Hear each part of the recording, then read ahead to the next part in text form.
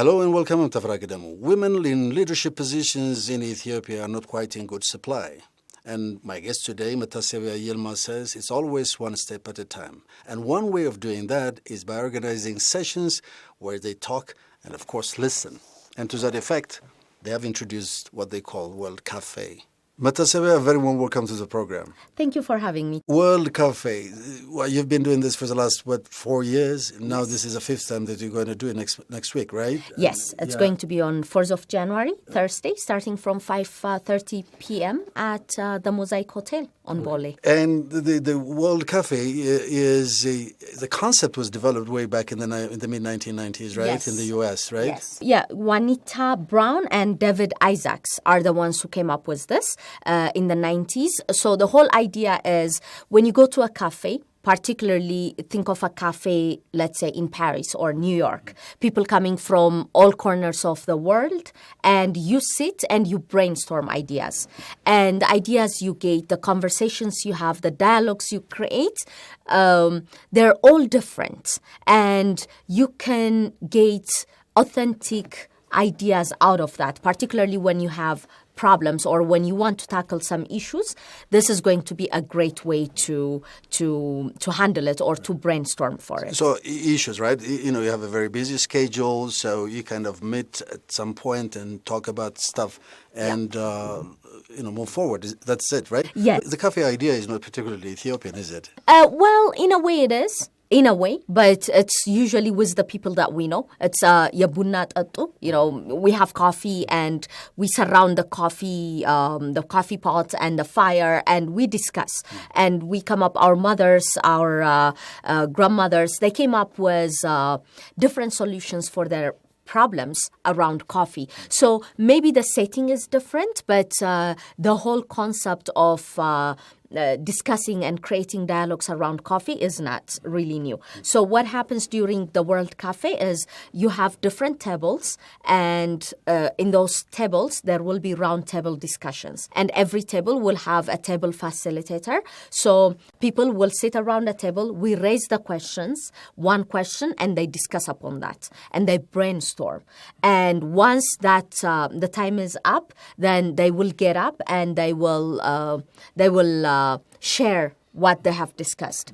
And then for the next question, they don't sit on the same table. They move to another table. But it's not the whole group moving to another table. They scatter to different tables so that they can meet new people, so that question, the follow-up question, will be discussed by new people from, and who have fresh perspectives or different angles. And after they discuss that, the second question, and then they move to the third table to discuss the third question. And this time also they will scatter around the room, sitting on different tables. Are you focusing on any given topic, for example, this time around? What would be the defining topic? Okay, so every year for the last 4 years, and now it's the fifth one, what we say is AWIB listens. And because it's January, it's like setting the year or the core elements for the year. So during that time, we raise the questions, particularly on contemporary Ethiopian women. The last 40, 50 years, the lifestyle has been changing, particularly for professional women, because now they're out working, and then when they come back at home, they're still taking care of their families. So the challenges are changing as well. How are we going to help them cope up in this transforming age, help women achieve leadership roles or, get involved in higher leadership positions while they're facing whatever challenge the society is going through. So particularly we're focusing on the urban, somehow exposed and educated women, and what are their challenges and what are the opportunities out there for them to advance, and how are we going to help them go through the challenge and achieve whatever they want using the opportunities. And what do we do? One, as AWIB, and two, as each individual who's coming there and sharing their ideas, what are they going to do? What are the actions they're willing to take later on? So these are the kind of dialogues, conversations that we are trying to bring. So in a sense, it is about the state of Ethiopian women today in this country. Yes. How broad is it going to be? Because you said basically it's going to be involving women from the city, basically from Addis Ababa. It's not going to be an all-inclusive one. Well, for now, yes, but we're hoping others will take will take the example of AWIB and duplicate this, and we're happy to help as well. Because when you try to tackle some challenge, you have to pick your battle.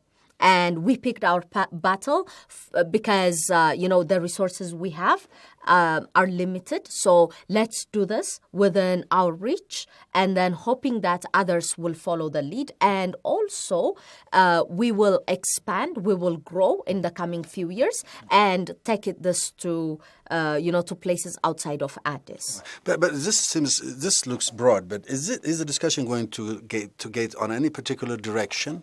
I mean, are you kind of leading the discussion to go along any particular direction? Yes. Because it's going to be too broad. Yes, it's broad. If we take it, yes, this issue will never be, days will not be enough.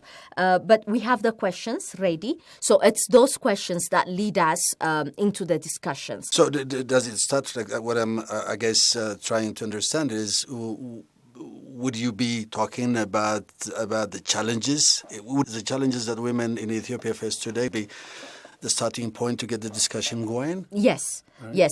We have done that in the previous discussions, World Cafes as well, because it's very important to identify the problems, the challenge, so that we will know what we're facing. We will know what we're going to tackle.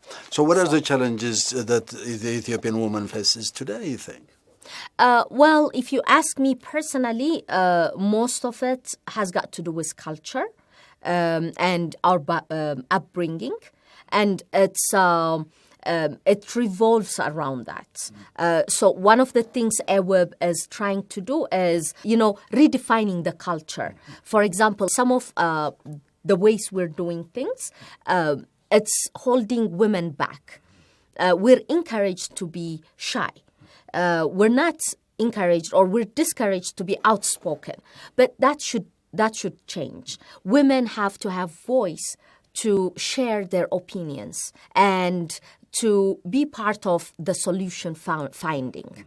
But for that, they need to have self-confidence. And for them to have self-confidence, they need to be informed, they need to be educated, and they need to be supported. And that nurturing environment is what they need most, and that's what AWIB creates. Are you saying that Ethiopian women are marginalized, they're not getting access to a number of things? Because you said you have to be educated and this and that. Mm-hmm. Does it mean that you are not given the opportunity, the access to education? I'm not talking about women in urban centers, but broadly speaking, women. Yeah. It's not about the access, because when we see the numbers, particularly when you go to elementary school, it's pretty much equal, right? Boys and girls. Like in classrooms, you find them in equal proportion. But as they grow, that's when the culture influence comes and gets involved. So we need to work on that. It's not the access, but it's how to utilize the access or how the opportunities that are out there. The first hindrance comes from ourselves, from individuals, from the women ourselves, because we have been told, to be reserved, to hold back, not to be so loud, not to be so outspoken. So the first challenge comes actually there. So are you saying, for example, the family, the way you grow up and so on? Yes, that. And once they grow up, after we finish school, once we join the workforce, then we still carry that in our mind, in our heart. And we hold ourselves back. So the first thing that AWIB does, or the platform that we create gives you, is it gives every woman to look into herself, to to assess, to evaluate her belief system. So you're coming after the fact, trying to address the effects of the cultural. Yes. But So it what all was starts from within, from self. So that's why we say AWIB is, one, a networking platform where women and men come and find people that they can talk with, they can build something with. It could be business, it could be, friendship, because we have that platform. So it's a networking platform. And the second one is it's self-transformation. It's a space for self-transformation. And what we mean by that is, all the programs and activities that we have, starting from our roundtable discussions every Saturday, workshops, the monthly events, the website, stories we write on the website, everything focuses on the self. So we encourage women to look into themselves through different programs. For example, we have self-confidence classes. We have time management. We have issues like health-related issues, mind-related issues, work-related issues. So we give them the opportunity to pause and think and look inside, reflect, and bring that out. So the change comes from them because we give them all these tools and they realize, oh, wow, I can do this. And then they take action. That's what we encourage them to do. Interesting. But this happens with women who happen to be in those roundtable discussions. How about, does that have some kind of a ripple effect? Yes, we actually love that word, ripple effect, because we focus on women that are, one, on leadership positions already, or two, who have potential to assume leadership positions. It could be in the organizations they work in, or it could be on the businesses, organizations that they run. So these women, once they see the benefits of AWIB, they do one of two things. One, either they go back to where they work and they replicate what they have achieved or what they have gotten from AWIB. And two, they bring women employees to AWIB, make them members, and have them enjoy the fruits that they were enjoying. So you seem to be focused on leadership positions, women who are in leadership positions. Yes. Why is that so important? I thought a grassroots thing would have been much more effective. As I said earlier, you choose your battle. So to tackle this issue and to empower women, to bring them, to help them live the best life that they can live, we chose to focus on the leaders. So one, the leaders will have so many people that they can influence, and two, they can also come and help AWIB to become stronger. So when they work with us in one way or the other, we address and we reach the grassroots level. We may not go ourselves, but the programs that we designed will go through the leaders that are going to the grassroots level. Are women in leadership positions in this country influencing government policy? We're not there. We're not where we would love to be, but I think we have already started the journey. I believe that because for example, if you take what Yilma has been doing for the last Women Lawyers Association, they managed to get the family law changed. So that means they are influencing policies. They are changing they're influencing the change of laws. So the family law, they were the great force behind it. So that's a good example. The number of parliamentarians, women parliamentarians, is growing. So I would like to believe that that will also bring some kind of change. But I believe we're on the right track. Have you developed a background paper or a document that would give an idea of what it means to be a woman in Ethiopia at this particular time? Because I think we need that. Yes, we do. we believe in that as well. So what we have done so far is the little, like the reports that we upload or we publish on our website, awib.org.et. Every event we have, every program we have, we try to recap it and put it up. But a very important document will be coming very soon because last year we had extraordinary seminars. And the topic is the dearth of women leadership in Ethiopia. So we wanted to understand why we don't have so many women leaders in different aspects, in business, in public service, in non-governmental arena. Why don't we have as many women leaders? So we tried to understand why. So we did some research. We sent out survey questions. We have 4 extraordinary seminars. And AWIB did this with Irian Solutions.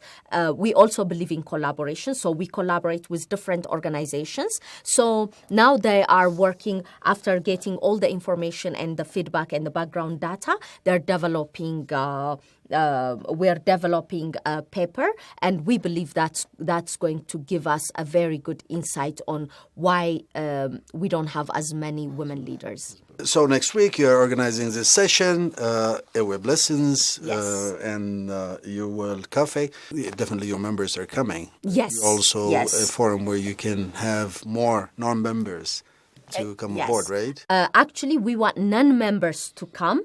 Our members will come for sure, but we also want as many non-members as possible because we want leaders, we want trainers, we want students, and we want influencers to come and to see us, to see what we're doing, and also not just to see, but to be part of the conversation. So if they want to see AWIB doing something, this is a great opportunity to tell us what we need to do, what they want us to do, because we're listening, because we listen. That particular day, it's not about, we presenting or projecting. It's about our participants or our guests coming and giving us ideas, taking part in the conversation, and ultimately come up with a very concrete solution on how to move forward. Well, Metasebia, thank you very much for your time. Good luck. It's a pleasure having you on my show. Always a pleasure to be here.